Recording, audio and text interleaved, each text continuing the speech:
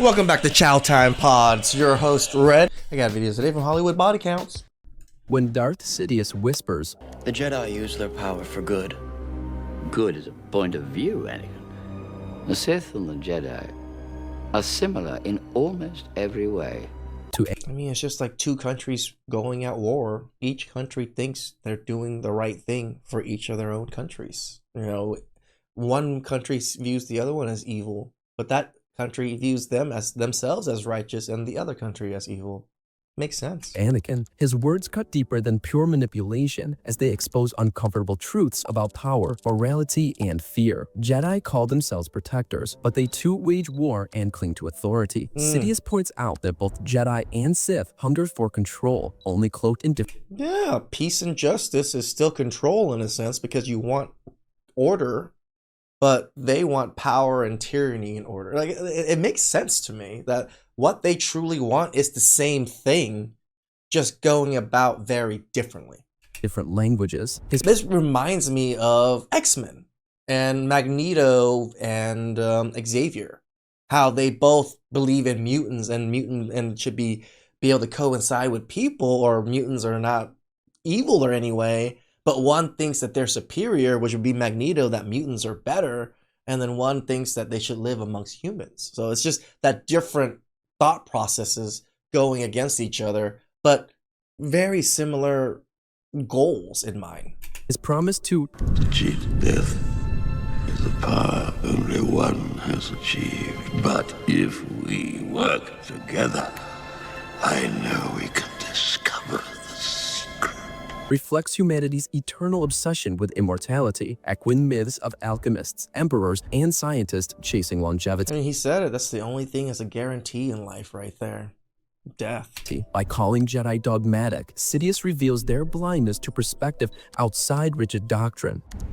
If one is to understand the great mystery, one must study all its aspects, not just the dogmatic narrow view of the Jedi. The dark side's unnatural, yet liberating abilities mirror how progress often emerges from once taboo knowledge.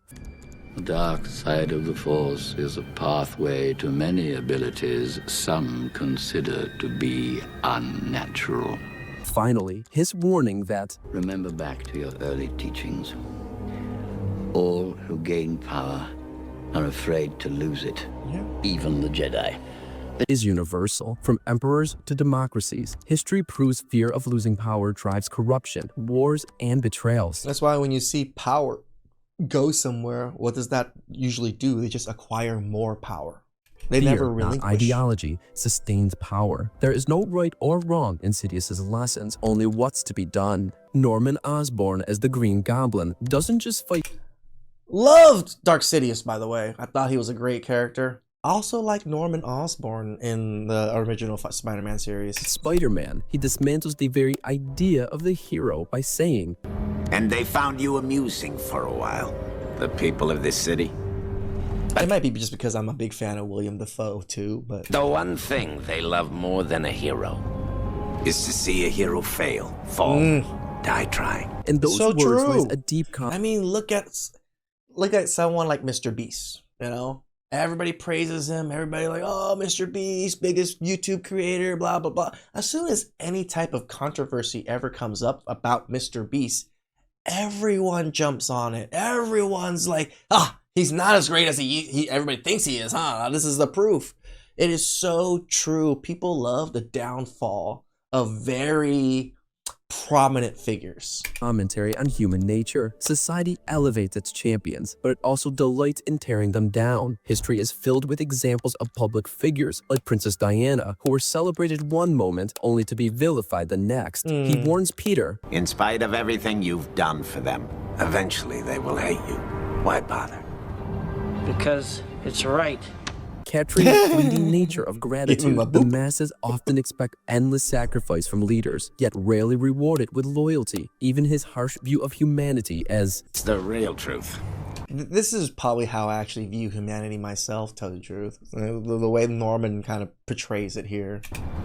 There are 8 million people in this city, and those teeming masses exist for the sole purpose of lifting the few exceptional people onto their shoulders You me? echoes the uncomfortable truth that greatness often rests on the shoulders of ordinary people. And when Goblin declares, And see how a hero is rewarded.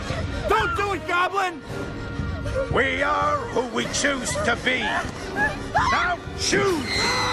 he's preaching empowerment, choice, not circumstance, defines destiny. His words remind us that true power lies in self-determination, Correct. even when the world demands conformity. The Joker in The Dark Knight isn't merely Gotham's madman, he's its philosopher of chaos. Why'd you just use that picture? Should have used the legit picture of the man that passed away that made this role such a powerful role. Should have put him in there, not that person. When he said, It's okay. You know what I noticed? Nobody panics when things go according to plan. Even if the plan is horrifying. he piercingly May Heath Ledger rest in peace.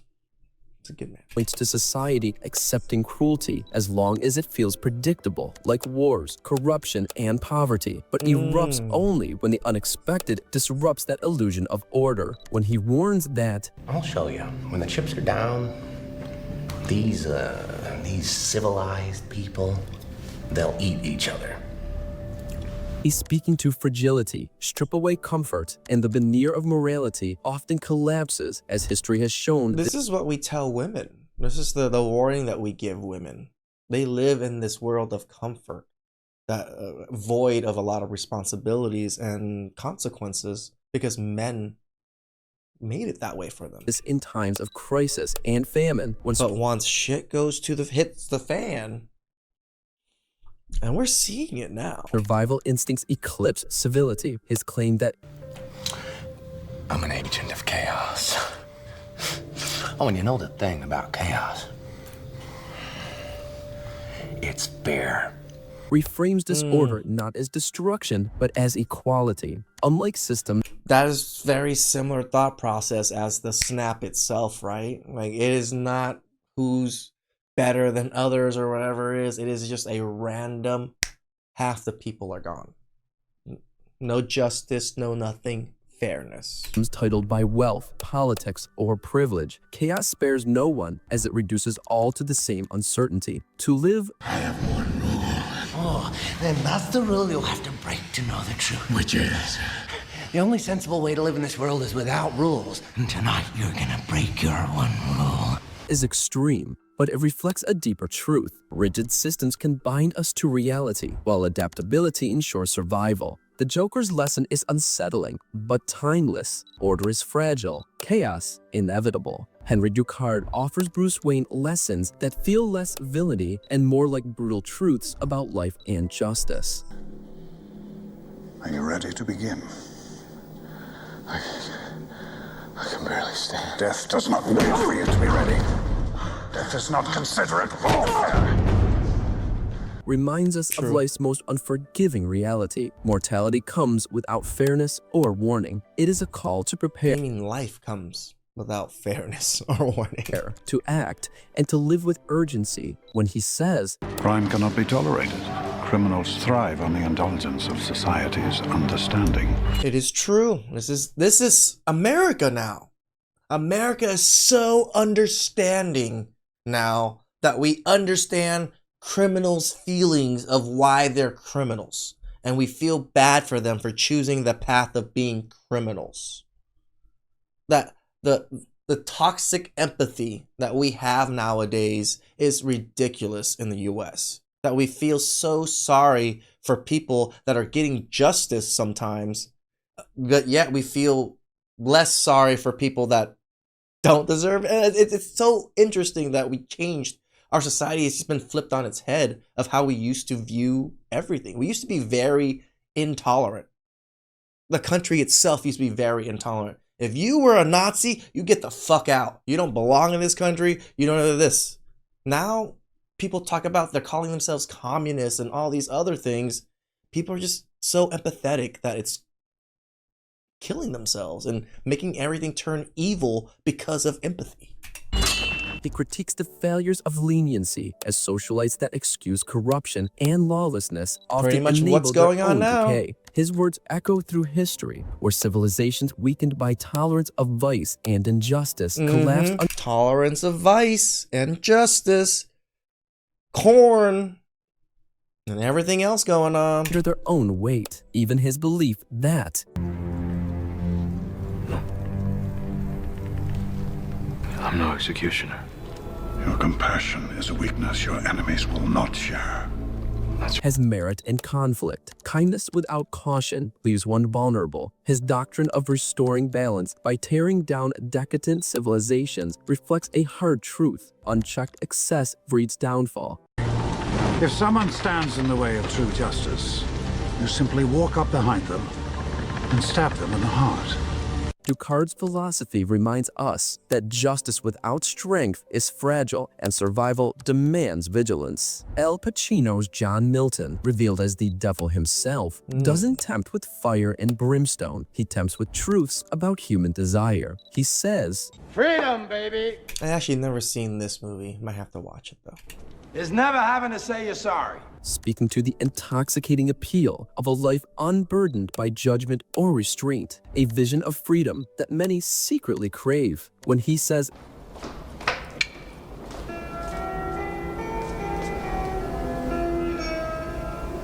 Vanity.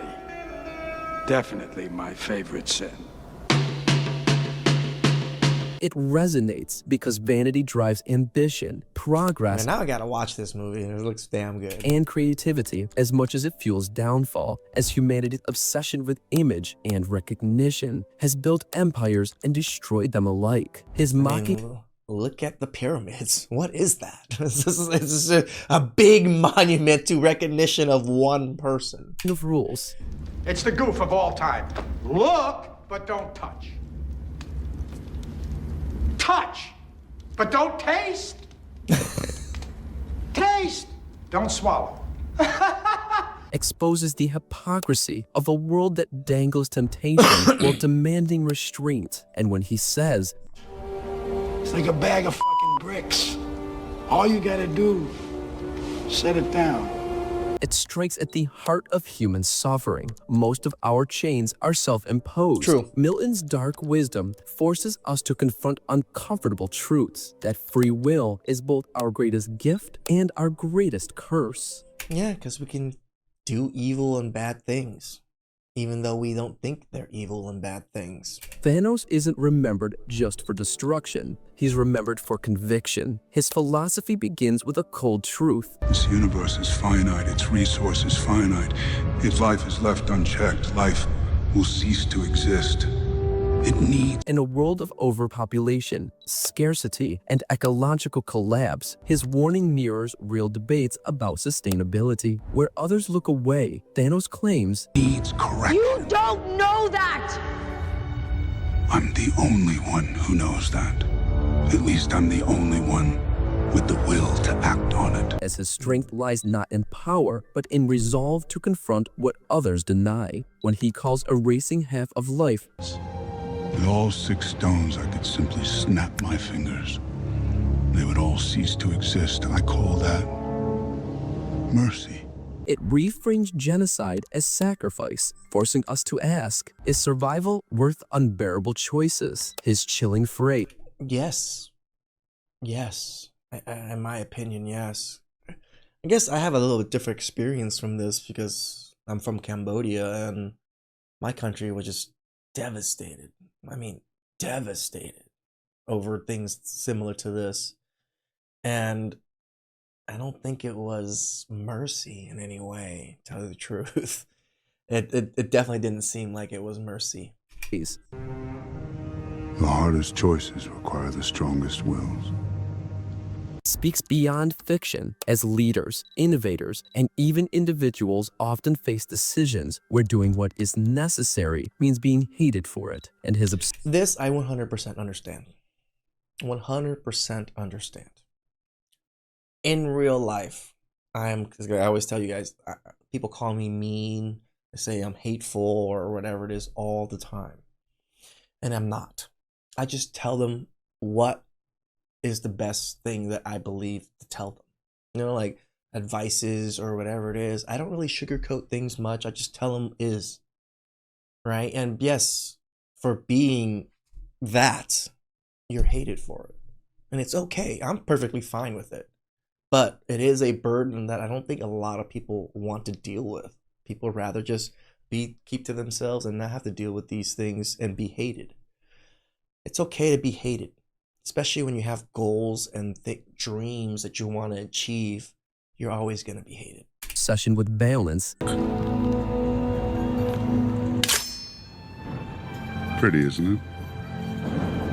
Perfectly balanced. This whole thing should be. Echoes timeless wisdom. From ecosystems to economies, stability is fragile when excess dominates. Thanos reminds us of an uncomfortable truth. Ignoring balance, whether in nature or society, always carries a cost. Few villains carry the weight of history like Magneto, a Holocaust survivor whose words are not abstract. They are born from trauma. There are thousands of men on those ships that are just following orders. I've been at the mercy of men just following orders. Never again. It's a lesson etched into humanity. Blind obedience enables atrocities. His conviction that killing Shaw will not bring you peace. Peace was This actually gives me goosebumps, you know, like this was I get it. I get it. never an option. is not cynicism, but a survivor's realism about cycles of oppression. When he again, I don't want to try to bring it back to my stuff all the time, but it's like this Magneto lived through their own genocide, and my family lived through their own genocide also. So when he said the lines, you know, like, yeah, a lot of those soldiers were just listening to orders. We can't even hate on them, but can we not hate on them? Right? Like those. I am almost on the Magneto side of things on this one. You know, I am almost there. I'm very borderline when it comes to it. I get the living in peace, how Charles sees things, but I also see sometimes things need to be controlled a certain way, and sometimes things aren't going to work out for the better. Warns Charles.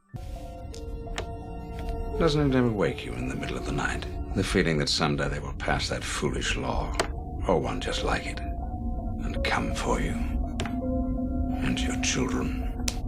It resonates with every group that has faced persecution. Laws can be rewritten, rights revoked. True. Magneto reminds us vigilance is never optional, even his declaration.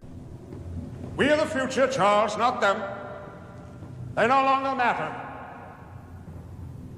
Reflects the inevitability of change, as every generation must outgrow the fears of the last. And when he tells a mutant, I can only manipulate the fire.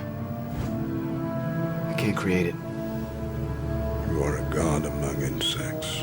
it's a call to embrace potential, not shrink from it. Magneto's wisdom is clear. Survival demands strength, memory, and pride. When Saruman tempts Gandalf, he doesn't speak like a mad tyrant, but like a strategist reading the winds of history. He warns, and he's not wrong, as Sauron's armies gather and the fractured alliances of men, elves, and dwarves are too divided to withstand them. Saruman frames submission as wisdom. If resistance is futile, why not align with the inevitable for a better future? He invokes the principles of knowledge, rule, order that many societies resonate with. To him, surrendering to Sauron isn't cowardice, but a path to shaping the new age by ensuring that the wise can still guide the outcome. His argument is chillingly pragmatic. Join now, and there will be rich reward for those that aided it. Yet beneath his ambition lies a hard truth. The world does change, and clinging to old alliances is rarely beneficial. Saruman reminds us that survival requires adaptation.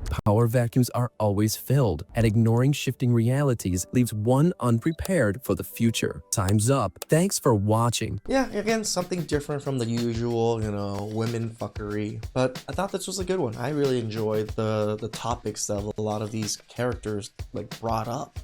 Because I think as men, we battle through a lot of these topics constantly through our own minds and body. A lot of these thought processes of doing good, justice, or self-preservation. It's a hard choice in life, but choices have to be made. Please like, subscribe, comment down below. I really appreciate that. And I'll catch you guys next time. Ciao.